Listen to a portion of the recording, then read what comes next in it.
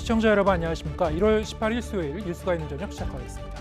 이재명 민주당 대표가 대장동 사건과 관련한 검찰 수안에 응해 다시 한번 직접 나가서 조사를 받겠다고 밝혔습니다. 이번에는 지난 10일 검찰 출석과 달리 당 지도부와 의원들을 대동하지 않고 변호사 한 명과만 함께 가겠다고 했는데요. 이틀째 수사를 받고 있는 김성태 전 쌍방울그룹 회장에 대한 구속영장 청구도 오늘 밤쯤 이루어질 것으로 예상되고 있죠. 관련 내용 하나하나 짚어보겠습니다. 이재명 대표는 대장동 의혹 관련 검찰 소환 통보에 대해서 잘못이 없지만 또 오란이 가겠다며 출석하겠다는 뜻을 밝혔습니다. 자신이 받고 있는 배임 혐의에 대해서도 조목조목 반박했는데 국민의힘은 더 이상 궤변은 늘어놓지 말고 수사에나 협조하라고 저격했습니다. 선효정 기자의 보도입니다. 설 연휴를 앞두고 전통시장을 방문한 이재명 대표가 예정에 없던 별도 기자회견을 자처했습니다. 대장동 의혹으로 소환 통보를 받은 지 이틀 만에 아무 잘못은 없지만 또 오란이 가겠다며 토요일인 오는 28일 검찰에 출석하겠다고 발표했습니다. 수없이 많은 현안들이 있는 이 상황에서 주중에는 일을 해야 되겠으니까 제가 27일 아니고 28일 토요일에 출석하겠습니다. 검찰을 향해선 없는 죄를 만들고 있는 죄는 덮으면서 정치보복 정적 제거를 위해 검찰권을 남용한다고 더욱 날을 세웠습니다. 자신이 받는 배임 혐의는 조목조목 반박했습니다. 공공개발을 포기해버린 LH나 LCT의 부산시장, 양평공흥지구의 양평군수는 그러면 배임죄입니까? 성남FC 의혹대와는 달리 이번에는 변호사 한 명과 함께 출석하겠다며 당 소속 의원들은 당무와 국정에 충실해달라고 당부했습니다. 의원들이 대거 동행하는 데 대한 당내 비판 여론을 감안한 것으로 보입니다. 검찰이 100명이 있으면 뭐합니까? 사실관계는 정확하게 하나잖아요. 그 하나를 설명하는데 무슨 우리가 최고위원회하고 의원 300명이 필요한 게 아니에요. 하지만 국민의힘은 이 대표가 토착비리 세력과 결탁했던 범죄 혐의가 분명하게 드러나고 있는데 이번에도 궤변을 늘어놨다고 맹비난했습니다. 거짓 논리 풀어놓지 말고 수사에나 충실히 협조하란 겁니다. 이 대표의 논점 이탈, 사실 왜곡, 선전선동이 이젠 지겹기만 합니다. 부패한 특정 세력의 빌부터 인허가권을 남용하고 개발 이익을 몰아줬다는 당내에선 출석 거부를 주장하는 목소리가 높았지만 이 대표는 사실상 나 홀로 출석이라는 강수를 꺼내들었습니다. 다만 변호사비 대납 의혹 등 검찰 압박 강도가 높아지는 만큼 이 대표의 사법 리스크를 둘러싼 치열한 공방은 당분간 계속될 것으로 보입니다. YTN 손유정입니다. 김성태 전 쌍방울 회장에 대한 검찰 조사가 이틀째 이어졌습니다. 그런데 최대 관심사인 변호사비 대납 의혹보다는 횡령과 배임 혐의 등 쌍방울 기업 비리 의혹에 집중한 것으로 전해졌습니다. 김철희 기자가 보도합니다. 김성태 전 회장 귀국 직후부터 밤 늦게까지 13시간 동안 조사를 이어갔던 검찰. 첫날 조사에선 쌍방울 계열사들 사이에 복잡한 자금 흐름을 묻는 데 집중했고 이틀째 조사에서는 쌍방울 기업 비리 의혹에 대해 본격적으로 캐물었습니다. 김 전 회장이 이끄는 쌍방울이 지난 2018년과 19년 발행한 수백억 원 규모의 전환사채를 이용해 비자금을 조성했고 그 과정에서 회사에 손해를 끼쳤다는 게 주요 혐의입니다. 검찰은 이 비자금이 이재명 민주당 대표의 변호사비 대납, 나아가 불법 대북 송금으로까지 이어진 것은 아닌지 의심하고 있습니다. 앞서 김 전 회장은 회사에 손해를 끼친 적이 없고 대북 송금도 개인 돈으로 한 거라며 혐의 대부분을 부인했습니다. 특히 변호사비 대납 의혹을 두고는 말도 안 되는 얘기라는 표현까지 썼습니다. 대납 의혹 같은 경우에도 아예 모르시는 건가요? 이재명 대표뿐만 아니라? 대납 의혹이 말도 안 되는 얘기죠. 그럼 일부 아까 배임이나 횡령 혐의는 일부 인정하시는 것처럼 말씀하시는데 그 입장은 변화 없으신 거죠? 일빈정 한 적이 없는데. 김 전 회장은 검찰 조사에서도 기존 주장을 굽히지 않은 것으로 알려졌습니다. 검찰은 현재 구속영장 발부를 확신하는 분위기입니다. 이미 공범을 통해 어느 정도 혐의가 드러난 데다 김 전 회장이 장기간 해외 도피까지 했기 때문입니다. 변호사비 대납 의혹은 이틀 조사에서 아예 언급조차 하지 않았는데 영장 심사 결과가 나온 이후에 본격적으로 시작될 것으로 보입니다. 검찰로서도 좀 더 확실한 혐의인 기업 비리로 초반에 김 전 회장을 압박하는 게 효과적일 수 있습니다. 김 전 회장에 대한 구속영장 청구는 체포영장의 효력이 끝나는 19일 새벽 2시 40분 전에 마무리될 예정입니다. YTN 김철입니다. 김성태 전 쌍방울그룹 회장과 이재명 민주당 대표는 서로 모른다면서 관련 혐의도 전면 부인하고 있습니다. 애초에 둘 사이가 가깝다고 진술한 것으로 알려진 쌍방울그룹 전 비서실장은 YTN과의 통화에서 자신도 들은 얘기라며 난감해했는데요. 친분 관계부터 대납 의혹 관련 구체적인 증거까지 김 전 회장 귀국 이후 검찰이 규명해야 할 부분이 적지 않습니다. 송재인 기자의 보도입니다. 김성태 전 회장과 이재명 대표는 줄곧 서로를 모른다는 같은 입장을 내왔습니다. 이재명 씨는 전화나 뭐 이거 한 적 없는데. 전화는 한번 하신 적 있지 않으세요? 없습니다. 전화 없고요. 전화보다 말도 못 하고. 내가 인연이라면 이거 내 사입은 거. 도대체 저는 김성태라는 분 얼굴도 본 일이 없거든요. 김 전 회장이 귀국한 날 정반대의 얘기가 보도를 통해 나왔습니다. 쌍방울그룹 비서실장 출신 A씨가 쌍방울 뇌물 혐의 재판에 증인으로 참석해 둘 사이가 가까운 사이였다고 진술했던 게 맞느냐는 검찰의 질문에 그렇다고 답한 겁니다. 그런데 A씨는 정작 YTN과의 통화에서 이와는 다른 얘기를 내놨습니다. 직접 보거나 들은 게 아니라 사내에 공공연하게 도는 말을 자신도 들은 적이 있다는 수준이었다고 설명했습니다. 검찰은 다른 쌍방울 관계자들에게서도 두 사람의 친분 의혹을 뒷받침하는 진술을 확보한 것으로 전해졌습니다. 두 사람의 친분 여부가 중요한 이유는 변호사비 대납 의혹 수사 때문입니다. 쌍방울이 발행한 전환사채 가운데 20억 원어치가 이 대표의 변호인에게 실제로 건네졌는지를 밝혀내는 게 수사의 핵심입니다. 재작년 10월 고발을 접수한 변호사비 대납 의혹 수사팀이 지난해 8월 쌍방울 내부비리 수사팀과 통합수사를 벌여온 지도 반년 정도 됐습니다. 전환사채는 무기명이 아니므로 흐름 추적이 완전히 불가능한 게 아니지만 검찰은 여러 차례 압수수색에도 확실한 증거를 찾진 못한 것으로 전해졌습니다. 이런 상황에서 김성태 전 회장의 진술이 검찰로서는 상당히 중요합니다. YTN 송재인입니다. 경찰과 국가정보원이 국가보안법 위반 혐의로 서울 전국민주노동조합 총연맹과 보건의료노조 사무실 등 10여 곳을 압수수색했습니다. 경찰 관계자는 민주노총 조직국장과 보건의료노조 선전실장, 전 금속노조 부위원장 등 4명이 국가보안법을 위반한 혐의를 포착해 수사에 나섰다고 밝혔습니다. 이들은 캄보디아와 베트남 등 해외에서 북한 공작원을 만나 지령을 받은 혐의를 받고 있는데 이는 최근 언론에 보도된 이른바 제주 간첩단 사건과는 별개인 거로 확인됐습니다. 이에 대해 민주노총은 강하게 반발했습니다. 한상진 민주노총 대변인은 오늘 기자회견을 열고 경찰과 국정원이 압수수색 영장 집행을 무리하게 밀어붙였다고 지적했습니다. 또 민주노총 압수수색 소식이 알려지면서 윤석열 대통령이 아랍에미리트 순방에서 말실수한 것과 이태원 참사 국정조사 결과 보고서 채택이 여당 참여 없이 끝난 것 등에 대한 보도가 사라졌다고 주장했습니다. 공정거래위원회가 현장 조사를 거부했던 화물연대를 검찰에 고발하기로 했습니다.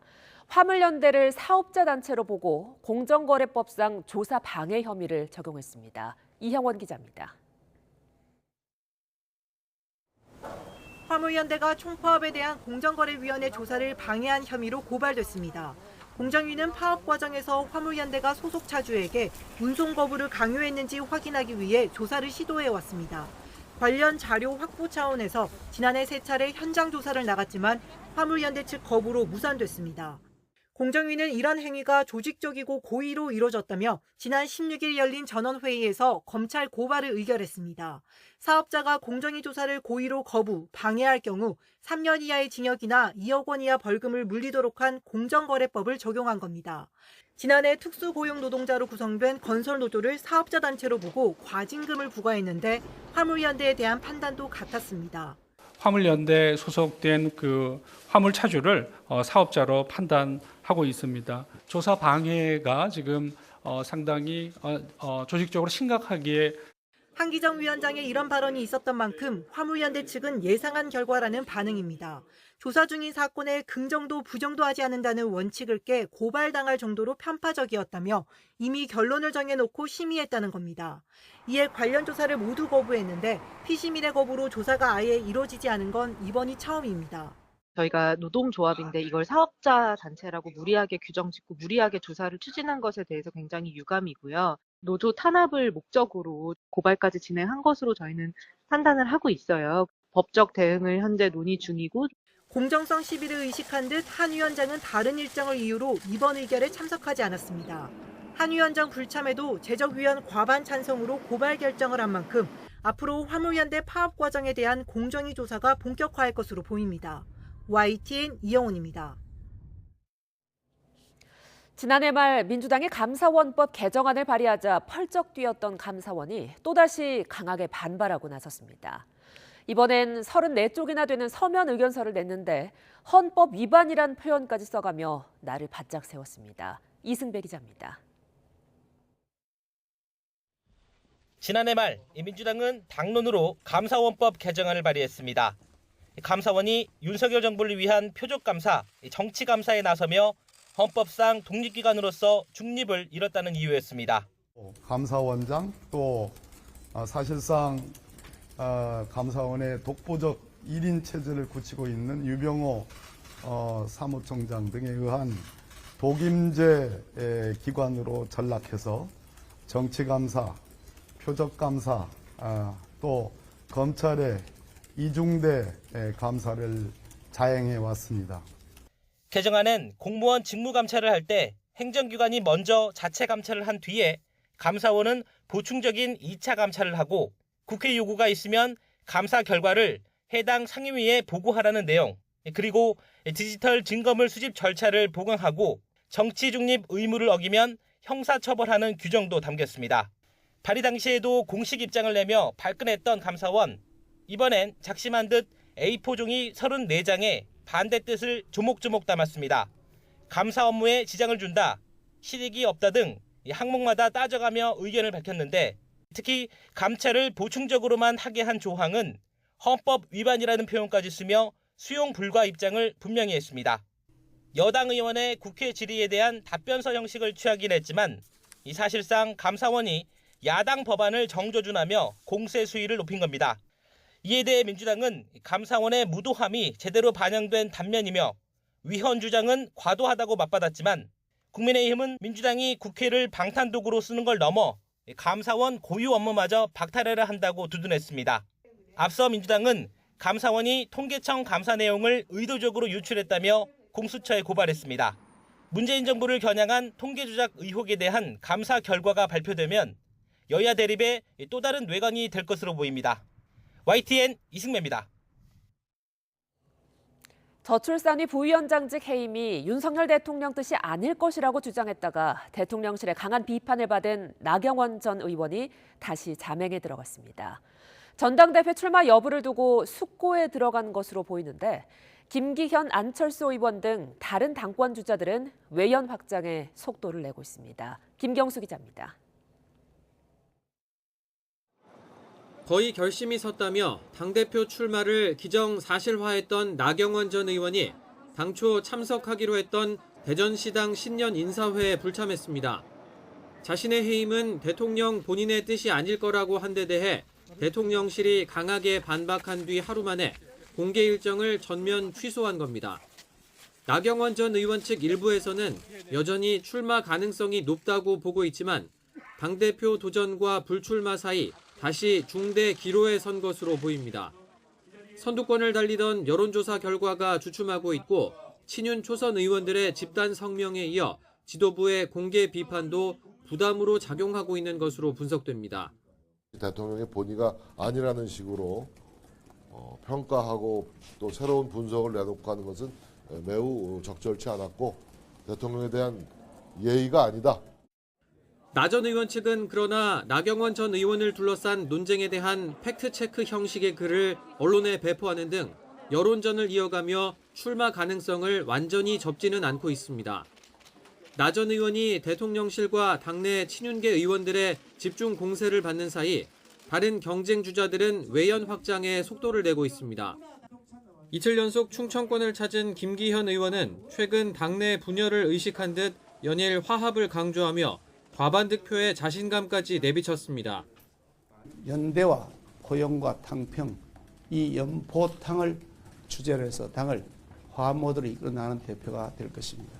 제가 가지고 있는 명확한 목표는 1차 투표에서 과반을 차지해서 결선으로 가지 않고 서울중앙당사에서 출정식을 연 안철수 의원은 청년층과의 소통에 집중하며 나 전 의원을 둘러싼 갈등에는 안타깝다는 반응을 보였습니다.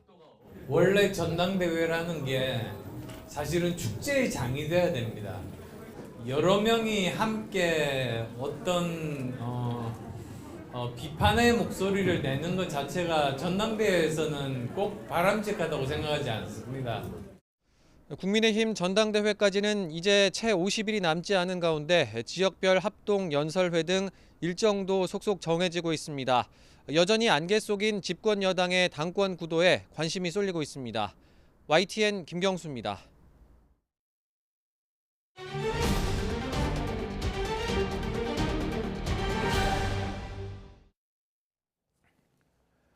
네, 오늘의 정치권 소식 정가 브리핑에서 김준일 뉴스톱 속 에디터와 함께 짚어보겠습니다. 안녕하세요. 예, 안녕하세요.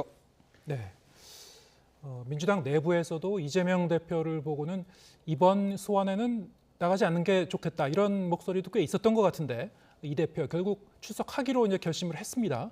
그 배경 어떻게 분석하시는지요? 일단 그 날짜에 좀 주목을 합니다. 검찰에서는 27일 아니면 뭐 30일 그래가지고 이제 다음 주 금요일이거나 그다음 주 월요일이죠. 네. 근데 28일 이제 토요일 날 나가겠다고 했습니다. 그래서 주중에는 이제 당 업무를 봐야 된다라고 하는데 사실 토요일이 가장 시사 뉴스 비수기거든요. 그러니까 네. 다들 뉴스를 가장 안 보고 넘어가는 때니까 가장 이제 여론의 어떤 포토라인에 쓰더라도 여론의 주목을 덜 받겠다라는 그런 게 좀 깔려 있는 것 같고 일단 뭐 어쨌든 이 조사를 안 받을 수는 없는 상황인 것 같아요. 그래서 지금 이 당 대표직을 두고 이거를 방탄이다, 뭐 당 대표로 이제 수사를 회피하려는 거 아니냐 이런 여론들, 여당의 이제 비판이 있었잖아요. 그거를 좀 피하는 것도 있고 또 하나는 이제 아예 조사를 계속 안 받으면은 체포동의안을 이제 국회에 요구하는 이거의 명분이 될 수가 있습니다. 네. 그러니까 수사를 회피한다. 그러니까 그런 것들을 조금 해서 뭐 만약에 체포동의안이 넘어오더라도 내가 최대한 할 만큼 했는데 이런 식으로 검찰이 무리하게 지금 구속영장을 청구한다. 뭐 이런 것까지 좀 같이 본 것 같고요. 수사 내용적으로 보면은 가장 이재명 이 대장동과 관련해서는 이제 크게 두 축이었거든요. 하나는 뇌물. 그리고 그러니까 선거 자금으로 썼다 뭐 이런 것들이 검찰이 혐의를 잡고 수사를 했는데 현재까지 나온 내용으로 보면 거기까지는 못 간 것 같아요. 지금 물증을 못 잡으니까 배임으로만 이걸 조사를 하면은 이거는 논쟁거리가 좀 있거든요. 이거를 배임으로 볼 것이냐 아니냐. 그러니까 그런 부분은 좀 자신이 있다. 뭐 이렇게 좀 본 것 같습니다. 네.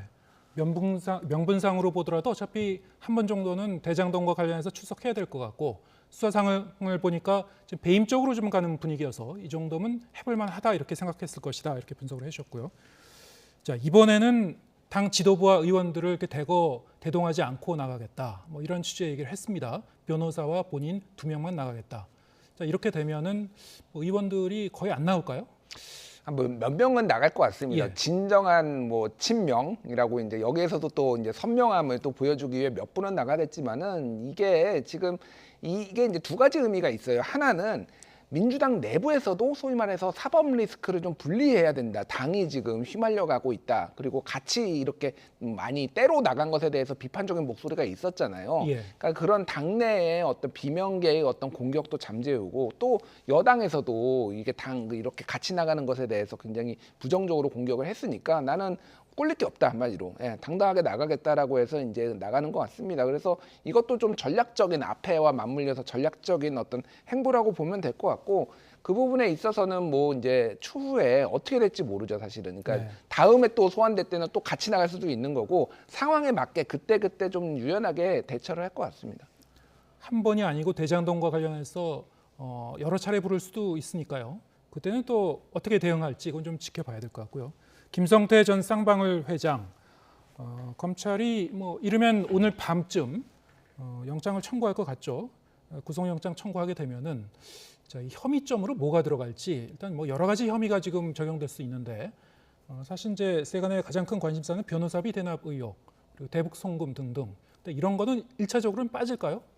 그러니까 빠질 가능성이 높고 예. 그리고 뭐 들어가더라도 한두 주 정도만 간단하게 들어갈 가능성이 높습니다. 왜 그러냐면은 일단은 이거는 구속영장을 받아내는 게 중요하잖아요. 근데 예. 가장 지금 핵심적인 거는 그 외국환 거래법 위반 그래가지고 이제 중국으로 임직원들을 시켜가지고 돈을 꺼낸 거 이거는 뭐 거의 확실하고 그리고 대북 송금도 본인이 인정을 했잖아요. 거기에다가 이제 그 전환 사채를 발행을 해서 본인이 있는 본인이 대주주로 있는 페이퍼 컴퍼니로 쌍방울의 전환 사채 를 사고 파는 과정에서 이제 횡령 배임 혐의가 있거든요. 네. 이런 것들은 너무나 명확하기 때문에 이런 부분들은 영장에 이제 그 구속 영장 사유를 이제 적기가 그런데 변호사비 대납 의혹은 아직까지는 의혹 단계이니까 이거를 구속을 시키는 게 목적이라면은 지금은 굳이 의혹 단계에 있는 거를 구체적으로 다 써서 그거를 주요한 사유로 넣기에는 좀 그렇죠. 그러니까 일단은 구속을 시킨 다음에 그 뒤에 그 부분은 이제 집중적으로 검찰이 수사를 할 것으로 보입니다. 예, 알겠습니다. 국민의힘 당권 경쟁 상황도 짚어보겠습니다. 어제 낮까지만 해도 나경원 전 의원 마음의 결심은 거의 서가고 있다라고 얘기했었는데 지금 하루가 지난 지금 시점에서 보면은 상황이 좀 몇 가지 변한 것 같습니다. 일단 오늘 외부 일정을 다 취소하고 지금 장고에 들어간 걸까요? 어떻게 보십니까? 일단 그 뭐 김대기 대통령 비서실장의 그 메시지가 너무 강력하고 직접적이고 이제 그렇게 나오다 보니까 이 부분에 있어서 조금 리스크 관리가 좀 안 된 것 같아요. 그러니까 나경원 의원이 저쪽에서 이제 뭐 친윤 아니면 윤핵관 쪽에서 반윤이다, 뭐 제2의 유승민이다 이렇게 하니까 계속 친윤이다 쪽을 너무 강조를 본인이 하다 보니까 거기에서 나온 말이 대통령의 뜻은 이게 아닐 것이다라고 얘기를 했는데 그게 이제 사실 대통령이 부인해버리면은 이게 본인한테 리스크로 갈 가능성이 높았음에도 불구하고 그렇게 메시지가 나온 거거든요. 네. 그러니까 지금은 약간 제가 전해 듣기로도 멘붕이다. 나경원 전 의원이 멘붕이다 이런 얘기들이 이제 그 핵심 관계자로부터 들릴 정도로 지금 좀 갈피를 못 잡는 것 같아요. 네. 다만 이제 여지를 남겨둔 거는 오늘 그 박종희 전 의원 이제 핵심 측근으로 지금 대변인 역할을 하고 있는데 네. 지금 오늘 여러 가지 이제 저출산이 부위원장 그만둔 거 해임과 관련해서 팩트 체크 먼저 달라고 한 적도 없고 장관급도 아니고 이런 것들을 좀 여론전을 하는 걸로 봐서는 아직 불씨는 좀 살아 있다라고 봐야 될 것 같은데 일단은 내일 아니면은 다음 주 그러니까 설 지나고 나서 수요일 요 정도가 좀 분수령이 될 것 같습니다. 네, 일단 그 여론의 흐름이 중요할 것 같은데요. 당내 여론이 좀 달라지는 분위기는 있는 것 같습니다. 오늘 발표된 국민의힘 지지층을 대상으로 한 그 당대표 적합도 조사, 일단 김기현 의원 그리고 나경원 전 의원 간의 격차가 좀 더 벌어진 오차 범위 밖으로 이제 벌어진 결과도 나오고 있어요. 어떻게 보셨습니까?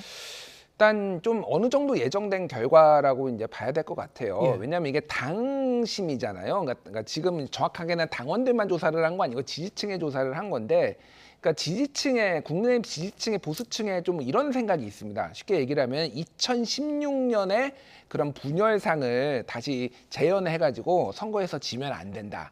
라는 거예요. 그러니까 그때 이제 소위 말해서 뭐 진박 간별산 논쟁들이 있고 공천권을 둘러싸고 논쟁이 있었잖아요. 그러니까 대통령하고 정권 초반이니까 특히 대통령하고 마음에 맞는 사람이 돼야 된다. 이런 생각을 가진 분들이 상당수가 있고 그게 김기현 의원의 뭐 인품이 뛰어나고 실력이 뛰어나서 좋아하시는 분들도 있지만은 진짜로 윤심 이 어느 정도 있다라고 판단이 돼서 그쪽으로 권력으로 좀 쏠림 현상이 있는 거는 분명한 거 보입니다. 그래서 이 부분이 이제 정말 그러면 이게 뭐 그 1차에 50%를 넘을 정도로 쏠릴 것이냐 또 네. 그거는 아닌 것 같아요. 예. 그러니까 생각이 다른 분들이 있어서 지금 3자 구도로 갈지 아니면 나경원 의원이 지금 중도 포기하고 양자 구도로 갈지는 좀 지켜봐야 되는 상황인 것 같습니다. 네. 말씀하신 대로 사실 이제 당심하고 당원들의 생각과 지금 여론조사에서 이제 조사하고 있는 지지층이라고 하는 분들의 이제 생각과 조금 그 차이가 있을 수는 있겠습니다만 어쨌든 이제 여론조사니까 참고치니까요. 계속 좀 지켜는 봐야 될 것 같은데 역시 이제 결선 투표제가 좀 변수가 될 가능성이 있는 거죠. 말씀하신 대로 이제 과반을 김기현 의원이 지금 상당히 이제 급상승 중이라고 하지만 아직까지 뭐 50%를 훌쩍 넘는 정도는 아니기 때문에. 어떻게 보십니까? 만약에 나경원 전 의원이 그래도 출마한다고 하면은 결과를 지금 확신할 수 없는 상태 아닙니까? 그러니까 여러 여론조사들이 지금 뭐 이제 돌았는데 그러니까 발표가 됐는데 3자 구도일 때는 한 사람이 과반을 넘지 못하는 여론조사가 대부분이고요. 예. 그리고 이제 그 결선에 누가 가느냐, 이를테면 김기현, 안철수, 뭐 김기현, 뭐 이제 나경원 이런 식으로 붙여보면은 결과가 다 다르게 지금 나오고 있어요. 예. 안철수 의원이 이기는 것도 있고, 뭐 김기현 의원이 이기는 것도 이러기 때문에 지금 불확실성이 아직도 크다. 그래서 그러니까 친윤계 그리고 대통령 쪽에서 대통령실에서 나경원 의원은 이제 주저앉히기 위해서 지금 최선의 노력을 하고 있다. 이렇게 봐야 될 것 같습니다. 다만 나경원 의원이 이제 정방위적 압박을 받고 있고 일각에서는 뭐 개인 비리가 있다는 식으로 뭐 흘리기도 하고 뭐 일각에서는 지금 공천을 안 주네 뭐 다음에 총선에 뭐 이런 식으로까지 이제 모든 압박을 다 하고 있어요. 네. 그거에 이제 나경원 의원이 그런 식으로 이런 압박을 견디고 뚫고서 뭐를 해보신 분은 아니거든요. 사실은 비주류의 길을 한 번도 걸어본 적이 없기 때문에 지금 굉장히 고심이 큰데 여기서 주저앉으면 사실은 더 큰 정치인으로 가기에는 상당히 힘든 그런 상황이라서 굉장히 조금 뭐 선택하기가 지금 어려운 상황이 아닌가 그렇게 보여집니다. 예, 알겠습니다. 자, 그런가 하면 윤석열 대통령 지금 해외 순방 중인데 순방 중에 한 그 발언을 놓고 좀 파장이 계속 일고 있죠. 아랍에미리트에 적은 이란이라는 그런 그 내용인데 여기에 대해서 이제 이란 측이 좀 불편한 심기를 드러내기도 했고 사실 외교부도 상당히 좀 당혹스러울 것 같긴 합니다. 좀 어떻게 보고 계신지요? 일단 이란 측에서 왜 이렇게 이제 뭐 그냥 넘어갈 수도 있고 뭐 이제 문제 제기를 할 수도 있는데 제법 세게 이제 얘기를 했잖아요. 한국 네. 외교부의 설명을 기다린다라고 하고 이제 공식적으로 문제 제기를 한 데는 이게 여러 가지 좀 복합적인 게 있는데 우리나라가 지금 70억 달러 정도를 이란 측에 지금 지급을 해야 되는데 이게 미국의 대이란 제재 때문에 지금 못 하고 있는 게 있거든요. 네. 그래서 이란 측에서 계속 지금 문제 제기를 해왔어요. 그거를 그게 이란이 이제 갖고 있는 채권 중에서 우리나라가 제일 크다고 합니다. 그러니까 그 정도로 이제 적은 돈이 아니니까 이런 협상에서의 좀 우위를 점하기 위해 이런 약점을 좀 잡은 게 아니냐 이런 이제 해석들이 나오고 있어요. 그리고 이태원 참사 때도 이란 사람이 5명이 사망을 했거든요. 그거에 대해서 한국 정부가 제대로 관리 못했다고 좀 비판한 부분도 있습니다. 어찌됐든 지금 이란하고 정말 뭐 썩 나쁜 것도 아니지만 썩 좋은 것도 아니었는데 이런 현안들이 있다라면은 이거를 가지고 좀 이번 대통령의 실언성 이런 발언을 가지고 지렛대로 삼아서 뭔가를 좀 얻어내려고 한다 이렇게 봐야 될 것 같습니다. 네. 사실 이제 얘기를 듣고 보니까 이란과 아랍에미레이트 오랜 기간 좀 갈등 관계이긴 합니다만 그렇다고 적으로 표현할 것까지는 아니다. 작년부터는 사실 이제 관계 개선 그런 노력도 있었고 대사를 교환하기도 했었고 뭐 이렇게 이제 설명이 되고 있는 것 같은데 뭐 이렇게 이제 단순하게 딱 규정해서 이야기는 뭐 하긴 한데 윤 대통령은 왜 그러면 적이라고 표현을 했다고 생각하십니까? 그러니까 그게 미스테리인 게 이게 대통령실 참모들이 어느 정도 이거에 대해서 이제 검토를 하고 대통령도 발언을 했을 가능성이 있는데 이게 제대로 왜 안 됐을까? 네. 대통령의 우발적인 발언인 것인가? 그럼 만약 우발적인 발언이라면은 좀 이분법적으로 좀 뭐 국내 정치도 그렇고 외교도 그렇고 좀 이분법적으로 보고 굉장히 요즘 강성 발언들이 많이 나오잖아요. 예. 거기서 나온 이제 실수라고 이제 볼 수가 있는데 사실은 전 세계 어느 외교 현장에서 적이라는 표현을 안 쓰고 미국한테 물어봐도 미국의 적이 중국이냐 물어보면은 당연히 아니라고 하죠. 네. 왜냐하면 상황이 어떻게 변할지 모르는 건데 특히 이제 이란하고 아랍에미리트는 그 영토 분쟁이 있거든요. 네. 51년간의 1971년 이후에 이제 51년간 영토 분쟁이 있는데 그렇게 따지면 한국하고 일본도 독도를 가지고 영토 분쟁이 있잖아요. 근데 예. 일본한테 가서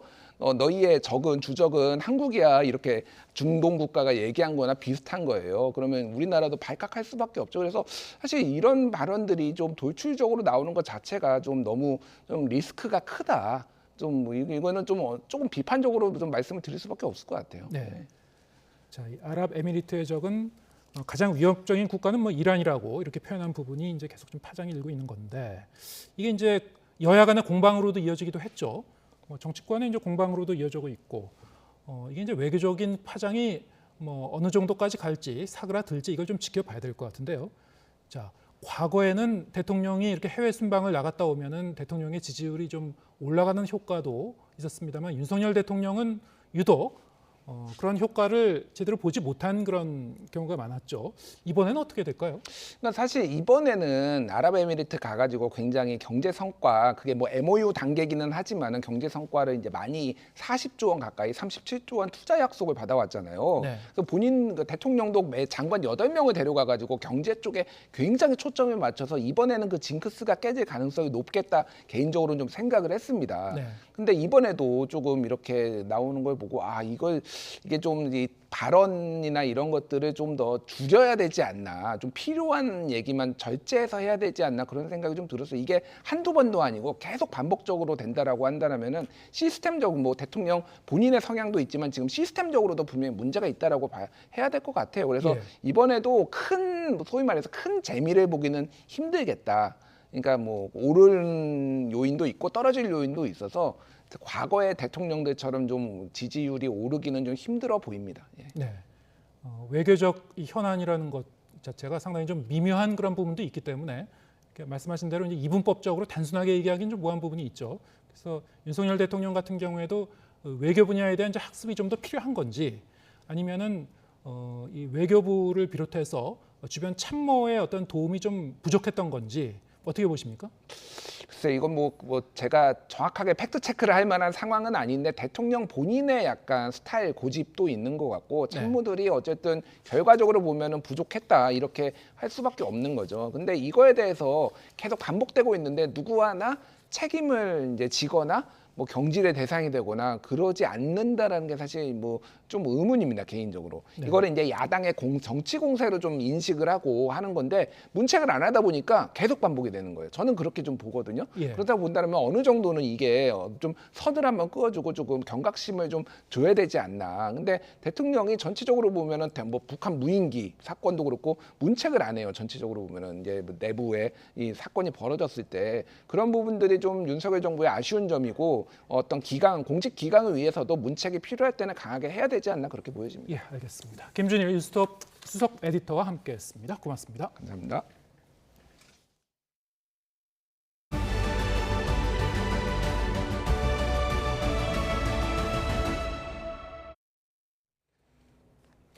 새해 첫 순방에 나선 윤석열 대통령이 스위스로 무대를 옮겨 3박 4일 일정을 시작합니다. 네, 윤 대통령은 우리 대통령으로는 9년 만에 다보스 포럼에 참가합니다. 조은지 기자가 전합니다. 윤석열 대통령 새해 첫 순방에 임하기 시작됐습니다. 아랍에미리트 국빈 방문을 마친 윤 대통령은 취리히로 이동해 3박 4일 스위스 일정에 시동을 걸었습니다. 첫 행보는 동포 간담회. 윤석열 대통령은 한국 스위스 수교 60주년을 맞아 새로운 60주년을 향해 더 노력할 거라며 두 나라 교류의 강화 의지를 밝혔습니다. 스위스와의 교역은 매년 최대치를 경신하고 있고 특히 제약, 바이오 등 미래산업 분야에서 협력 기회가 많아진다고 언급했습니다. 과학기술 경쟁 시대를 맞이해서 스위스와 같이 우리와 보편적 가치를 공유하는 기술 선도국들과 첨단 과학기술 협력을 강력히 모색해 나갈 것입니다. 윤 대통령의 스위스 핵심 일정은 다보스 포럼으로 불리는 세계 경제 포럼 연차 총회 참석입니다. 우리 대통령으로는 박근혜 전 대통령 이후 9년 만에 이곳을 찾는 윤 대통령은 전 세계 정치, 경제, 언론 리더들과 접촉면을 넓힐 계획입니다. 분열된 세계에서의 협력을 주제로 한 올해 행사에서 윤 대통령은 특별연설을 통해 공급망 강화와 청정에너지 전환 등에 대한 국제협력과 연대의 길을 제시할 예정입니다. 글로벌 무대에서 복합위기에 도전해 어떻게 응전하고 구현해낼지 대한민국의 주도적인 역할과 의지를 각인시키는 장이 될 것입니다. 윤 대통령은 또 인텔과 IBM, JP모건 등 해외 주요 기업 CEO와 간담회에 나서고 취리히 공대 석학들과 만남도 소화할 예정입니다. 대통령실은 스위스에서도 윤 대통령의 경제 외교를 확인할 수 있을 거라고 자신했습니다. YTN 조은지입니다. 세입자가 집주인 동의 없이 집주인이 미납한 국세 내역을 열람할 수 있는 보증금 기준액이 1,000만 원으로 확정됐습니다. 물가 인상을 반영해 4월부터 맥주는 1리터당 30.5원, 탁주는 1.5원이 더 오르는데요. 올해부터 바뀌는 세법 시행령 오인석 기자가 전해드립니다. 최근 빌라왕 전세 사기에서 보듯 집주인의 국세 체납액이 보증금 규모를 넘으면 세입자의 보증금 회수는 막막해집니다. 기존 법령은 미납 국세 열람은 집주인 동의가 있어야 가능했습니다. 하지만 세입자의 보증금 보호 강화를 위해 미납 국세 열람 제도가 바뀝니다. 정부는 국세징수법 시행령을 개정해 보증금이 1,000만 원을 넘는 임대차 계약을 체결한 세입자는 집주인의 동의가 없어도 임대차 계약일부터 개시일까지 집주인의 미납 국세 열람이 가능하도록 했습니다. 적용 시기는 임대차 개시일, 즉 입주일이 4월 1일 이후부터입니다. 전세 사기 피해 방지를 위한 미납국세 연납 제도가 도입이 됐는데 이거를 실효성을 강화하기 위해서 임대인의 동의 없이 임대인의 미납국세를 열람할 수 있는 임차인의 범위를 1,000만 원 초과 보증금을 계약한 임차인으로 규정을 했습니다. 보증금 최우선 변제 금액을 기존보다 500만 원씩 일괄 상향하는 개정안도 조만간 공포됩니다. 지역별로는 서울 5,500만 원, 수도권은 4,800만 원, 광역시는 2,800만 원입니다. 지난해 소비자 물가가 5% 넘게 오르면서 맥주와 탁주 가격이 오는 4월부터 각각 리터당 30.5원과 1.5원 오릅니다. 7월부터는 비회원제 골프장의 개별 소비세 면세가 없어집니다. 이용료가 비싼데도 이른바 사치세가 면제되는 불합리를 바로잡는 차원입니다. YTN 오인석입니다. 국내 최대 재건축 아파트인 둔촌주공 일반 분양 계약률이 70% 수준으로 예비 당첨자 계약까지 진행할 경우 90%까지 이를 것으로 예상됩니다. 고금리의 고분양가로 대규모 미분양 우려를 낳았지만 정부가 잇따라 규제 완화 대책을 발표하면서 선방한 것으로 풀이됩니다. 이동호 기자입니다. 12,000여 가구 규모 국내 최대 재건축 단지로 4,700여 가구를 일반 분양하는 서울 강동구 둔촌주공. 고금리 상황에서 고분양가 논란을 빚으며 1순위 청약 평균 3.7대1 경쟁률을 기록하면서 초기 계약률이 40%에 그칠 수 있다는 전망도 나왔습니다. 하지만 뚜껑을 열어보니 계약률은 70% 수준으로 파악됐습니다. 미계약 물량이 1,400여 가구에 이르지만 당초 우려보다는 비교적 선방한 셈입니다. 정당 계약 마감 결과 70% 수준의 계약률이 예상되며 예비 당첨자의 계약까지 더해지면은 90%의 계약률은 무난할 것으로 추정됩니다. 정부가 둔촌주공 살리기라는 말이 나올 정도로 실거주 의무를 없애 입주 때 전월세를 놓을 수 있도록 하고 중도금 대출과 전매 제한 등 각종 규제를 풀어준 것이 주요한 것으로 풀이됩니다. 다만 모집 정원의 5배수인 예비 당첨자 계약까지 끝내더라도 3, 4인 가구가 살기 힘든 소형 평형을 중심으로 최소 300가구는 무순위 청약 물량으로 나올 것으로 예상됩니다. 정부의 대대적 규제 해제 이후 청약 분위기를 가늠해 볼 수 있는 둔촌주공에서 대규모 미계약이 발생하지 않으면서 부동산 시장에는 다소간 훈풍이 불 것으로 예상됩니다. 주택 청약 시장이 심각하게 침체되지는 않을 것이라는 신호로 볼 수 있고요. 향후 입지가 뛰어난 지역과 분양단지는 여전히 인기를 끌면서 분양 성적도 그리 나쁘지 않을 것으로 보입니다. 전문가들은 잇따른 고금리 여파로 집값 대세 하락기에 들어선 상황에서 입지에 따른 양극화 현상은 더욱 심화할 것으로 보고 있습니다. YTN 이동호입니다. 코로나19 유행이 계속 줄어들고 있는 가운데 위중증 환자도 감소세로 전환됐습니다. 실내 마스크 해제 시점은 설 연휴 뒤인 오는 30일이 가장 유력해 보입니다. 김평정 기자입니다. 코로나19 겨울 유행이 정점을 지나 계속 감소하는 것으로 나타났습니다. 주간 확진자 그래프가 지난달 셋째 주에 47만 명으로 정점을 찍고 4주 지난 이달 둘째 주에 30만 명으로 내려왔습니다. 확진자에 이어 위중증과 사망자도 감소세로 전환됐습니다. 주간 하루 평균 위중증 환자는 이달 첫째 주 600명에 육박했다가 둘째 주에 500명대 초반으로 하락했습니다. 사망자 수는 지난달 마지막 주에 하루 평균 60명 가까이 올랐다가 이달 둘째 주 50명대 초반으로 낮아졌습니다. 이후에도 그 일정 정도의 증감은 있을 수 있지만 위중증 환자도 지속적으로 감소하는 추세로 그 감소의 패턴은 보여줄 것으로 생각을 하고 있습니다. 이렇게 유행 상황이 안정화되자 정부는 실내 마스크 의무 조정의 시점을 최종 조율하고 있습니다. 유력한 시점은 설 연휴 뒤인 오는 30일입니다. 이러한 국내 방역 상황과 신규 변이 유행 등 외부 요인들을 종합적으로 고려하여 다음번 중대본 회의를 통해 실내 마스크 의무 조정에 대한 추진 일정과 범위를 결정하여 국민 여러분께 말씀드리도록 하겠습니다. 다만 의료기관과 요양시설, 대중교통은 당분간 실내 마스크 착용이 의무로 남아있을 전망입니다. 또 60세 이상 고령층과 기저질환자 등 취약계층은 본인의 건강을 위해 마스크를 쓰도록 권고될 예정입니다. 이와 함께 정부는 명절 대이동 시기에 감염 위험이 커지는 만큼 60세 이상 고령층은 설 연휴 전에 개량 백신 접종을 마쳐달라고 거듭 당부했습니다. YTN 김평정입니다.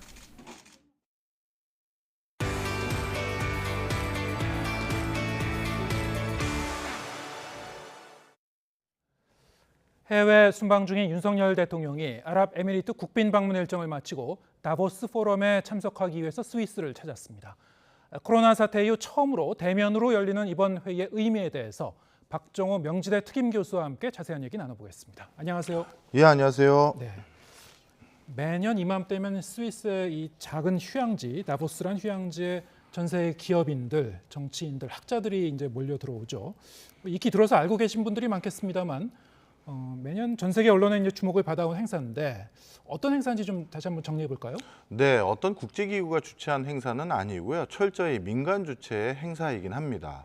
초창기 1970년대 초반만 하더라도 지금처럼 세계 각국 정상 수반들이 참석하는 회의는 아니었고요.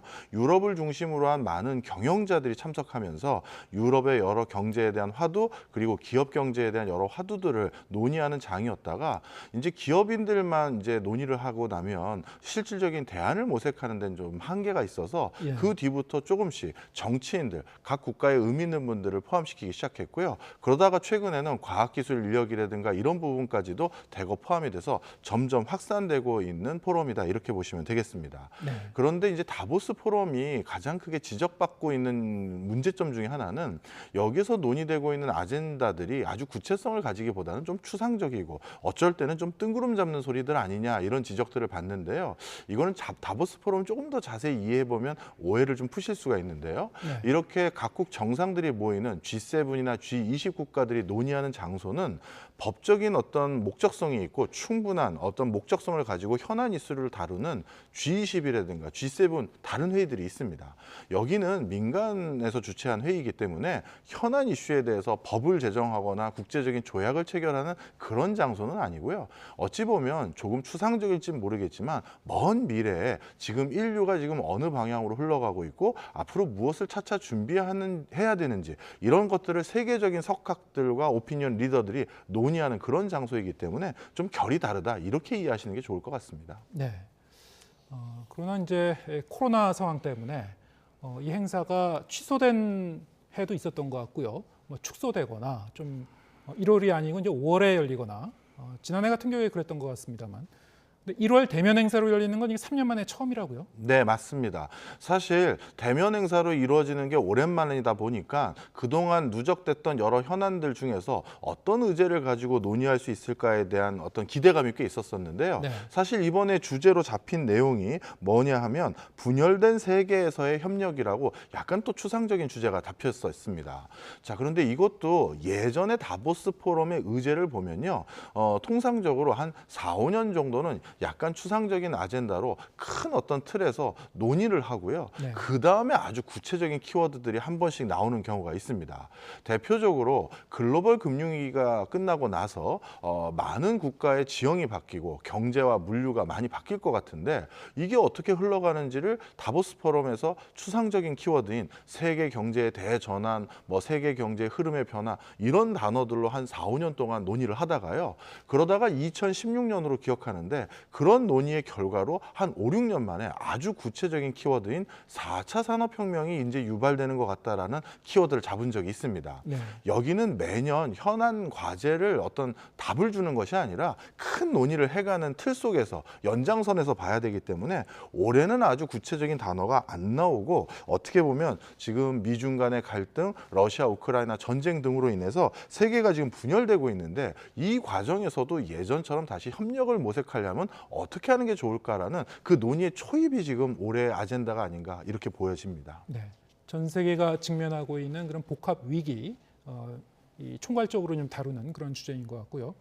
지금 말씀하신 그런 주제와 관련해서 전 세계가 이제 연대하고 협력해야 될 이제 필요성도 강조할 텐데요. 윤석열 대통령이 이번에 가서 연설하는 주제도 뭐 그런 그 주제와 맞닿아 있는 거죠?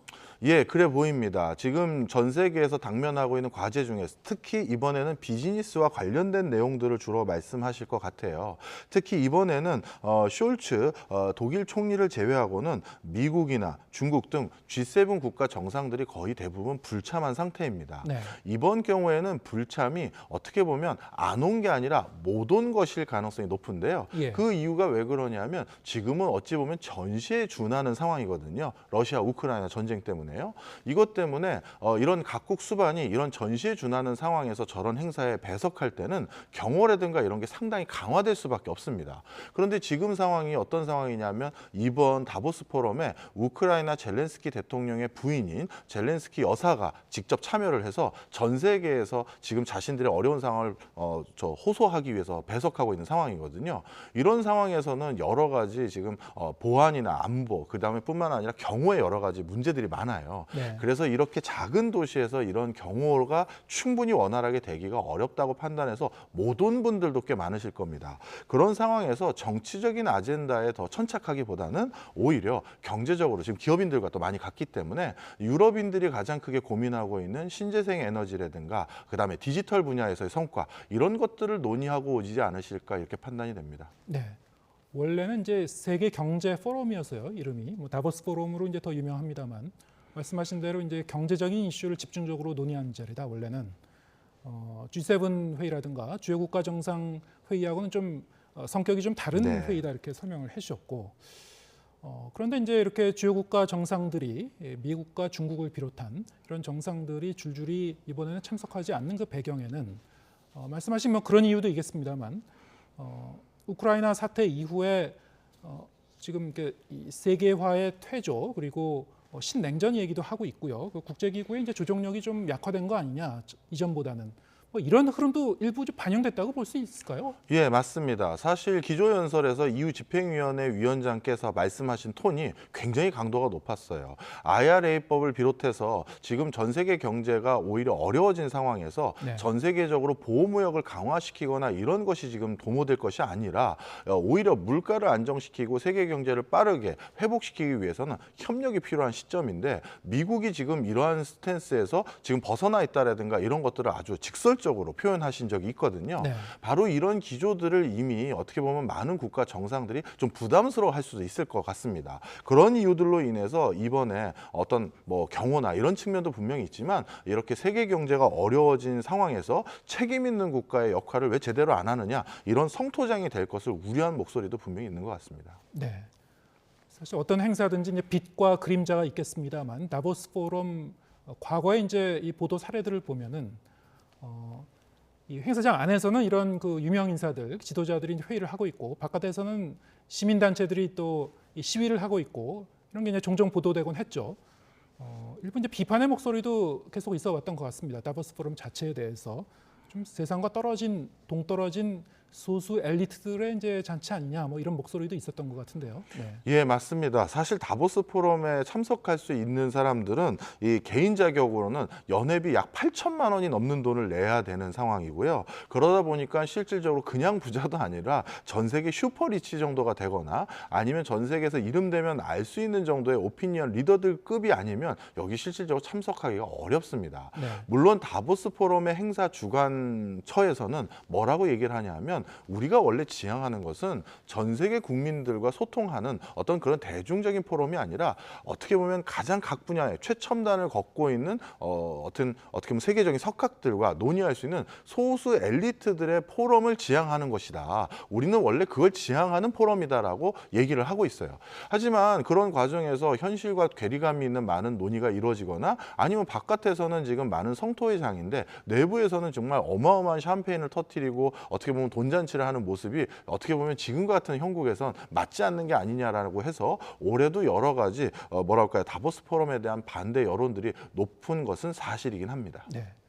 박종호 교수님도 과거에 다보스 포럼 가보신 적이 있다고 제가 들었는데요. 예, 실제로 가보니까 그 내부에서는 좀 상당히 심도 있는 진지한 토론이 이루어집니까? 어떻습니까? 분위기는? 예, 저는 뭐 제가 모시던 분의 뭐 이런 표현이 맞는지 모르겠습니다만 가방 모치로 간 건데요. 네. 실제 가서 분위기를 봤더니 아주 그 뭐라 그럴까요? 핵심 인력들이 대거 모이면서 또 정치뿐만 아니라 경제 또는 경영자들이 모이다 보니까 정말 아젠다가 궁극적으로 구체적으로 잡혔을 때는 아주 심도 깊은 논의가 있습니다. 하지만 그런 아젠다가 없을 때는 어떻게 보면 서로 간에 얼굴 익히고 이제 친분을 도모하는 기회의 장으로 삼는 경우도 많은 건 사실입니다. 네. 다른 분과 이제 동반해서 이제 다녀오셨다고 그럼요. 하셨는데 어쨌든 그 내부적으로는 또 이런 진지한 토론도 있긴 있을 테니까 이번에 다보스 포럼에서 올해 경제 전망을 담은 그 보고서를 발표했다고 하죠. 자, 이 보고서에서도 역시 유럽과 미국을 비롯한 세계 경제가 침체에 직면할 것이다 이런 전망이 담겼다고요? 네, 맞습니다. 이번에 특히 언급됐던 여러 보고서 내용 중에서 세계 경제 침체를 크게 우려하는 보고서를 같이 제출한 상황인데요.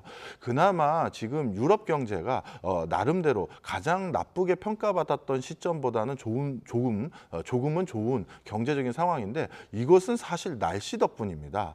유럽 경제가 이례적으로 지금 따뜻하다 보니까 올 겨울 여러 가지 난방의 여러 문제인 러시아로부터 수급받기 어려웠던 천연가스나 원유 문제를 어느 정도 해결할 수 있는 기회였거든요. 하지만 이런 어려움이 일시적으로 날씨 때문에 해결이 됐지만 앞으로의 경제가 더더욱 어려운 상황에서 이런 보고서를 같이 발간하면서 논의를 이끌려고 했던 것은 어려움을 극복하기 위해서는 지금 다 같이 연대해야 된다. 사실 물가를 낮추는 제일 좋은 방법 중에 하나가 보호무역을 풀고 다시 개방적인 무역 구조를 가졌을 때 물건을 싸게 조달할 수 있는 구조가 있는데 네. 지금처럼 고물가 기조에서 보호무역 기조가 더 높아지고 있는 것은 과연 이게 물가를 해결하기 위한 전 세계적인 노력이냐라는 의구심도 같이 포함되어 있는 메시지입니다. 네.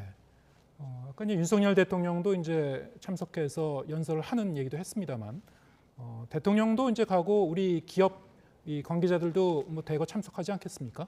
네, 맞습니다. 네. 특히 이번에는 우리 기업은 아마 세일즈 외교를 좀 할 것 같아요. 앞으로 러시아로부터 여러 원자재를 지속적으로 수급받는 그 고리가 깨진 상황에서 새로운 에너지 수급 체계를 만들어야 되는데 이 과정에서 다시 부각되고 있는 대안 중에 하나가 사실은 원자력입니다. 그래서 이런 원자력이라든가 새로운 에너지 수급 체계에 대한 대안과 그리고 디지털 분야에서는 우리나라가 디지털 분야에서는 유럽 국가들보다 우수한 부분이 사실이거든요. 그렇게 된 상황에서 디지털 전환을 유럽 국가를 좀 도와주면서 우리도 거기서 활로를 모색하는 것들 이런 것들을 적극 모색할 것 같습니다. 예, 알겠습니다.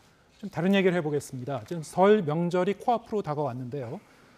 차례상 준비에 이제 바쁘신 분들 많을 것 같습니다. 물가가 워낙 올라서요. 이게 비용 부담이 좀 만만치 않을 것 같은데 어느 정도입니까 지금 상황이? 예, 한국물가협회 조사한 내용을 좀 살펴봤는데요. 올해 설 차례상 비용을 조사해봤는데 평균 비용이 30만 6천 원 정도 수준으로 집계됐습니다. 네. 전통시장은 한 27만 3천 원 수준인데요. 이것은 지난해에 비해서 2.6% 정도 오른 금액이고요. 대형마트에서 차례상을 구축할 때는 33만 9천 원 정도가 되는데 이것은 지난해에 비해서 한 4.9% 정도 낮은 금액으로 지금 평가되고 있는 상황입니다. 네. 이렇게 이제 밥상 물가가 많이 올랐다고는 하지만 그래도 설 성수품 장만하실 때 조금이라도 좀 비용 아낄 수 있는 방법이 있다고요? 예, 일단 정부 사이드에서도 뭔가 지금 물가 부담을 좀 덜어드리기 위해서 노력을 하고 있는데요. 대표적으로 중기부에서 설 명절을 맞이하여 이달 말까지 한 달간 온누리 상품권에 대한 특별 할인 판매를 시작하고 있는데요. 네. 충전식 카드형이라든가 모바일 상품권으로 할인율을 적용받을 수 있는 구간을 기존이 5%였는데 10%까지 높인 상황입니다. 쉽게 말씀드리면 10% 할인율을 적용받는다고 하면 90만 원으로 최대 구매 한도까지 구매를 하면 네. 100만 원어치를 살 수가 있기 때문에 10만 원 절약을 받는 게 있고요.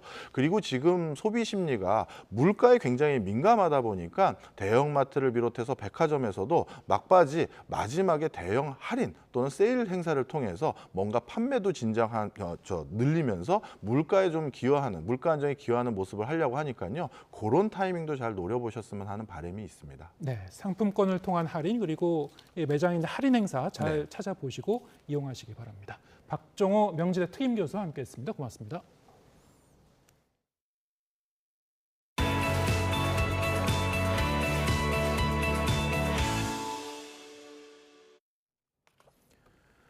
강제동원 문제 해결을 위한 해법이 한국재단을 통한 피해자 배상 쪽으로 기울고 있습니다. 한국 대법원 판결을 부정해온 일본은 이 점을 분명히 하기 위해서 나중에라도 피고 기업의 배상금을 갚으라고 요구하지 말라는 입장인데요. 도쿄 이경아 특파원이 보도합니다. 윤덕민 주일 한국대사는 강제동원 피해자와 일본 피고 기업의 화해가 지속 가능한 해결이라고 일본 언론과의 인터뷰에서 밝혔습니다. 지난 2015년 위안부 합의를 교훈으로 삼아야 한다며 화해의 방법으로 피고 기업의 사죄와 재단 참여를 꼽았습니다. 일본 기업 참여가 빠진 강제동원 해법 초안이 공개된 뒤 한국 정부가 거센 비판에 직면하자 일본 측의 호응을 거듭 촉구한 겁니다. 이에 대해 일본 정부는 한국과의 대화를 강조하면서도 원론적인 입장만 밝혔습니다. 韓国側の発言や報道の一つ一つについてコメントすることは差し控えさせていただきます。外交当局間の意思疎通を継続しているところであります。今週も日韓局長協議を実施しました。 일본 정부는 재단을 통한 피해자 배상 자체에는 부정적이지 않지만 그 뒤 일본 기업이 재단에 이 돈을 갚는 것은 있을 수 없다는 입장입니다. 이렇게 되면 결과적으로 한국 대법원 판결을 이행하는 것으로 보일 수 있다는 겁니다. 일본 정부가 피고 기업에 대한 한국 측의 구상권 포기, 즉 나중에 이 배상금을 갚으라고 요구하지 말 것을 강조하는 것도 이 때문입니다. 1965년 청구권 협정으로 문제가 이미 해결돼 한국 판결을 인정할 수 없다는 자국 논리를 일본은 그대로 관철하겠다는 태세입니다.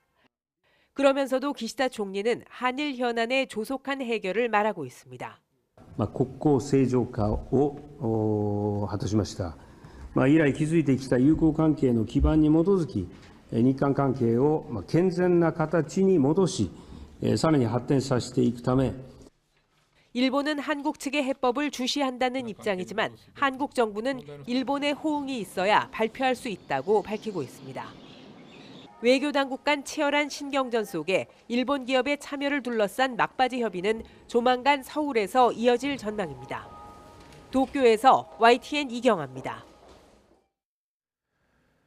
최근 소셜미디어에서는 러시아의 미사일 공격으로 처참하게 파괴된 아파트에서 드러난 부엌 사진이 공개돼서 많은 사람들의 마음을 아프게 하고 있습니다. 해당 부엌에는 단란했던 가족의 일상이 고스란히 남아 있었습니다. 김세호 기자의 보도입니다. 지난 14일 러시아군의 폭격으로 아파트 외벽이 통째로 뜯겨나가면서 드러난 주방의 모습입니다. 식탁 위 접시에는 사과가 담겨 있고 싱크대에는 미처 씻지 않은 접시들이 쌓여 있습니다. 폭격을 당하기 직전까지도 평온한 일상이 이어져 왔음을 보여주고 있습니다. 집주인은 우크라이나의 유명한 복싱 코치인 마히일로 코레노프스키로 이번 폭격에 숨졌고 부인과 딸들만 목숨을 건졌습니다. 시점은 확인되지 않았지만 코레노프스키 가족들이 부엌에서 딸의 생일을 축하하는 동영상입니다. 이미 고인이 된 코레노프스키가 막내딸을 안고 있고 생일을 맞은 둘째 딸은 촛불을 끄고 있습니다. И старался он, конечно, всем уделить внимание, причем всем категориям. Не только то, что он воспитал высшего класса боксеров, и всегда не забыл детей. Очень любил деток, которые только пришли на бокс, привить им. 조야 야루시 키이 의원은 페이스북에 폭격당한 부엌에서 사람들이 웃고 대화했다며 그러나 러시아는 우리의 꿈을 뺏지 못할 것이라고 썼고 한 여성은 부엌이 자신이 자랄 때 모습과 똑같다고 올리는 등 SNS에는 안타까움을 담은 추모의 글이 잇따랐습니다. 지난 14일 러시아가 우크라이나 전역에 미사일 공격을 가한 가운데 디니프로의 고층 아파트에 순항 미사일이 떨어졌습니다. 이로 인해 어린이 3명을 포함해 40여 명이 숨졌고 수십 명이 실종됐습니다. YTN 김세호입니다. 미국 중간선거에서 낙선한 공화당 후보가 민주당 정치인 자택 등에 총격을 가하도록 사주한 혐의로 체포됐습니다. 이 후보는 선거에서 압도적 표차로 지고도 선거가 조작됐다고 주장한 것으로 드러났습니다. 워싱턴 권준기 특파원의 보도입니다. 미국 뉴멕시코주 하원 선거에 공화당 후보로 나섰던 솔로몬 페냐가 중무장한 경찰 특공대에 체포돼 압송되고 있습니다.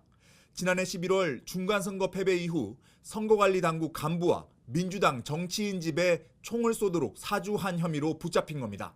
Solomon Pena reached out and contracted someone for an amount of cash money to commit at least 2 of these shootings. The addresses of these shootings were communicated over phone. 주택 외벽에 선명하게 남은 총알 자국들. 페냐 전 후보의 사주를 받은 일당은 탄창 8개를 다 쓸 때까지 총기를 난사하기도 했습니다. 민주당 로페즈 주 상원의원 자택을 공격할 당시엔 페냐 전 후보가 직접 자동 소총을 들고 나타났습니다. 4차례 공격 모두 인명피해는 없었지만 로페즈 의원 집에선 10살 난 딸의 방에 총알 3발이 날아들었습니다. They were dangerous attacks not only to these individuals, which is personally the most terrifying for them, but fundamentally also to democracy. That is why this is so terrible. 트럼프 강성 지지자를 자처한 페냐 전 후보는 지난 중간선거에서 민주당 후보에게 26대 74%의 압도적 표차로 패배했습니다. 하지만 페냐는 선거 바로 다음 날 트위터에 결과를 인정할 수 없다는 글을 올리며 선거가 조작됐다고 주장해왔습니다. 미국 국토안보수사국은 최근 낸시 펠로시 하원의장 남편에 대한 공격에서 보듯 극단주의 성향 인사에 의한 정치적 범죄 가능성이 날로 커지고 있다고 경고하고 있습니다. 워싱턴에서 YTN 권중입니다. 큰 추위를 뜻하는 대안을 앞두고 해군 해난구조전대 심해 잠수사 SSU가 혹한기 훈련을 진행했습니다. 어떤 극한의 상황에서도 임무를 수행하겠다는 각오를 다지면서 두려움 없이 한겨울 차가운 바다로 뛰어들었습니다. 한현희 기자가 보도합니다.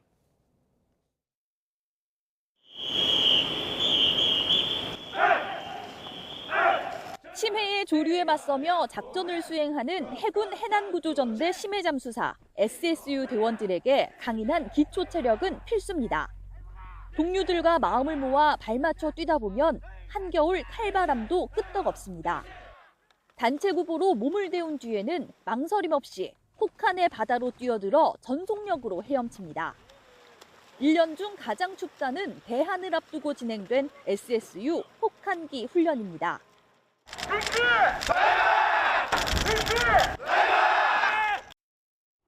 해상 조난자 발생 상황을 가정한 항공 구조 훈련도 진행됐습니다. 상황이 접수되자 해군 해상기동 헬기가 곧바로 현장으로 이동하고 줄 하나에 의지한 채 헬기에서 바다로 뛰어든 SSU 대원은 신속하게 구조 작전을 완료해냅니다. 혹한의 바다도 문제없습니다. 강인한 체력, 정신력으로 넓고 깊은 바다, 거친 파도 속에서도 완벽하게 임무 수행하는 최정예 SSU 대원이 되겠습니다. 딥시! SSU는 이번 훈련으로 기초 체력과 정신력을 다졌다며 어떤 극한의 상황에서도 국민의 생명과 안전을 지킨다는 사명감으로 구조 작전 태세를 유지하겠다고 강조했습니다. YTN 한현입니다.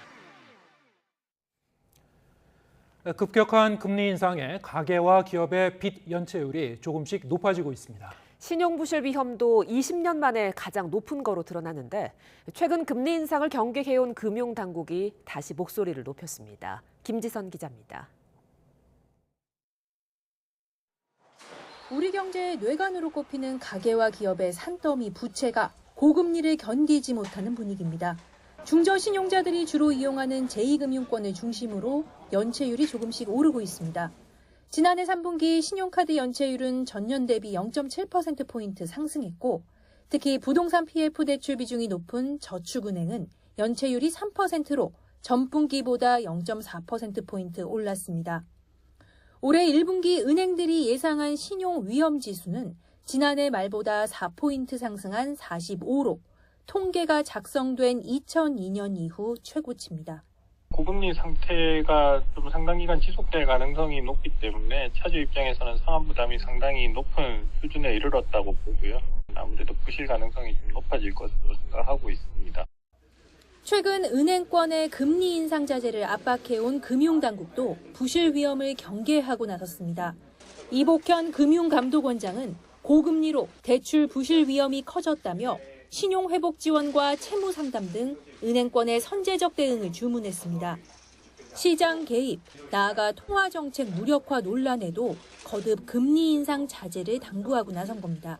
상승의 속도라든가 폭이 너무 빠르기 때문에 지나친 충격을 어떻게 완화할 수 있는가를 그런 고민하는 것이고 변동성을 초래하는 부분이 있기 때문에 그런 점에 대해서 조금 더 우리 정책적 방향과 공감대를 이뤄줬으면 하는. 이자 부담에 대출을 줄이는 은행권 차주와 달리 저신용자들과 중소기업은 부실 위기로 내몰리고 있어 세심한 관리가 시급해 보입니다. YTN 김지선입니다. 국내에서 가상자산이 해외 시장보다 비싸게 거래되는 이른바 김치 프리미엄을 노리고 시중은행을 통해서 외화 수조 원을 불법 송금한 일당이 무더기로 재판에 넘겨졌습니다. 외환 영업 실적을 늘리기 위해 불법 여부 심사를 게을리한 시중은행은 담당 직원의 실적을 인정해 포상까지 내린 거로 드러났습니다. 김혜린 기자입니다. 재작년 10월 한 시중은행 서울지점에서 반도체 개발비 명목으로 외화가 빠져나가기 시작했습니다. 320여 차례에 걸쳐 송금된 외화는 모두 1조 4천억 원. 해당 지점 담당 직원은 송장 이외에 그 어떤 증빙 자료도 심사하지 않았는데 외환 영업 실적을 인정받아 포상을 받았습니다. 그런데 알고 보니 이렇게 이뤄진 송금은 모두 가짜 송장을 이용한 불법 거래였습니다. 총책 A씨의 조직을 비롯한 4개 조직은 서류상으로만 존재하는 회사 명의로 수출입 대금 등을 처리하는 것처럼 허위 송장을 꾸며 은행에 냈습니다. 허술한 심사를 거쳐 해외 계좌로 간 돈은 해외 거래소에서 가상화폐를 사는 데 쓰였습니다. A씨 등은 이걸 다시 국내 거래소로 보내 산 가격보다 더 비싼 가격에 되팔았습니다. 국내 가상화폐 시세가 해외 시세보다 높은 현상, 이른바 김치 프리미엄을 노리고 외화를 불법 송금한 겁니다. 시중은행들이 외환거래 실적에만 열을 올리는 동안 피해는 눈덩이처럼 불어났습니다. 비슷한 수법으로 시중 9개 은행을 통해 빠져나간 외화는 현재까지 파악된 것만 4조 3천억 원에 달합니다. 검찰은 범행이 이뤄진 재작년 1월부터 지난해 8월 사이 가상화폐 시세 차이를 감안할 때 이들이 많게는 2,100억 원에 달하는 차익을 봤을 것으로 보고 있습니다. 검찰은 우선 A씨 등 11명을 구속 기소하고 은행 브로커 B씨 등 9명을 불구속 기소했습니다. 또 도주한 다른 공범을 추적하고 현재까지 확인한 범죄 수익금 131억 원에 대한 환수 조치에 들어갔습니다. 검찰 관계자는 은행이나 금융당국이 적시에 불법 송금을 차단할 수 있는 제도 개선이 시급하다며 은행 직원의 비위 행위가 있었는지도 철저히 규명할 방침이라고 강조했습니다. YTN 김혜린입니다. 이태원 참사와 관련해 부적절한 발언을 한 국민의힘 김민아 창원시의원 제명 안건이 창원시의회에서 부결됐습니다. 더불어민주당 시의원들은 제 식구 감싸기라며 비난의 날을 세웠고 국민의힘 시의원들은 의원직 상실은 바람직하지 않다는 입장을 냈습니다. 박종혁 기자입니다. 징계 요구인권은 30일 출석 정지로 가결되었음을 선포합니다. 김민아 창원시 의원의 제명 안건은 부결되고 대신 출석 정지 30일로 징계안이 처리됐습니다. 제적 45명 가운데 3분의 2 이상이 되어야 하는 제명 표결에서 찬성은 20명에 불과했습니다. 제명안 부결로 김 의원은 의원직을 유지하고 다음 달 16일까지 의회 출석만 정지됩니다. 민주당 소속 시의원 18명은 제명안 부결에 반발해 본회의장을 떠났습니다. 국민의힘 소속 의원들이 제 식구 감싸기를 하고 있다며 비난하고 경남도당 차원의 책임 있는 행동을 촉구했습니다. 징계 논의가 없었던 것은 이번 사태를 심각하게 받아들이지 않고 있다는 것이며 오히려 국민의힘 창원시의회 의원단에게 제명하지 말라는 신호를 준 것이 아닌가 의심스럽다. 국민의힘 의원들은 김 의원이 잘못을 사과한 점 등을 제명 반대 이유로 밝혔습니다. 따라서 의원직 상실은 바람직하지 않다는 입장을 냈습니다. 본인이 이제 사과를 했다라는 그런 부분에서 동료 의원을 갖다 제명 처리해서 의정 활동을 갖다 거쳐내게끔 하는 것은 조금 과하지 않느냐. 앞서 이태원 참사 경남대책회의와 유가족들은 김 의원의 제명을 촉구하는 기자회견을 열기도 했습니다.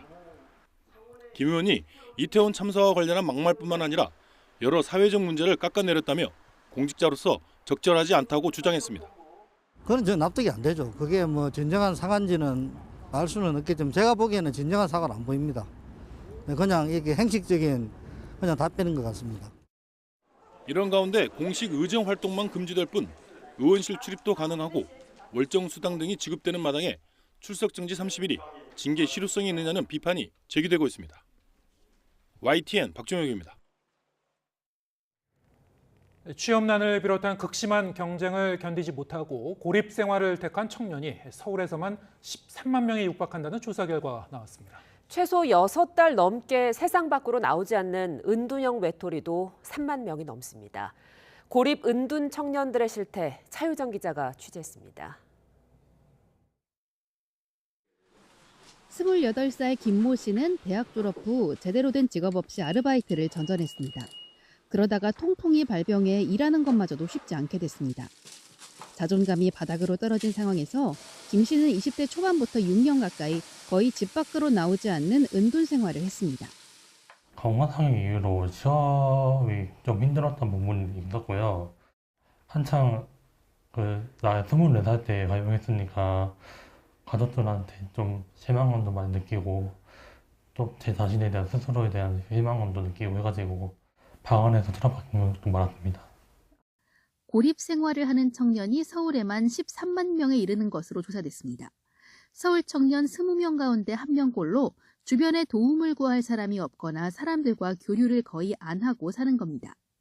또 이들 10명 가운데 4명은 이런 생활을 5년 넘게 지속했습니다. 최소 6달 넘게 집 밖으로 거의 나오지 않는 은둔형 외톨이도 3만 명이 넘습니다. 청년들은 마음의 문을 닫아버린 이유로 실직과 취업의 어려움과 심리 정신적 고통을 꼽았습니다. 쉽게 말해 극심한 취업난 속의 현실은 녹록지 않은 데다 과도한 경쟁과 반복되는 실패, 끊임없는 비교 속 자존감이 추락한 상황에서 차라리 세상과의 단절을 택했다는 겁니다. 이런 대학은 가야 되고 이때는 학교를 가야 되고 결혼을 해야 되고 이제 이런 기준들이 있는데 그 기준들에 자기가 부합하지 못한다고 생각을 할 때에는 자존감이나 위축감이 너무 드는 거예요. 고립 청년 20% 가까이가 정신건강 관련 약물을 복용한다고 말한 만큼 고립 생활은 우울증으로 이어지기 쉽습니다. 운동 생활을 이제 횟수로는 이제 3-4번이 4번 정도 됐을 거고 이제 최장 기간은 한 4개월에서 5개월. 너무 방 안에만 있으니까 우울감이 너무 심해지더라고요. 상황이 심각한데도 이번이 전국 첫 실태 조사인 만큼 정부 차원의 실태 파악과 대책이 시급해 보입니다. 서울시는 우선 이번 조사를 토대로 고립 청년들을 위한 상담 시스템과 전문 센터를 운영할 예정입니다.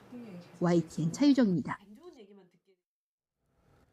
네, 오늘 뉴스가 있는 저녁은 여기서 인사드리겠습니다. 잠시 뒤에는 뉴스 퍼레이드가 이어집니다. 저희는 내일 저녁 7시에 다시 찾아뵙겠습니다. 함께해 주신 여러분 고맙습니다.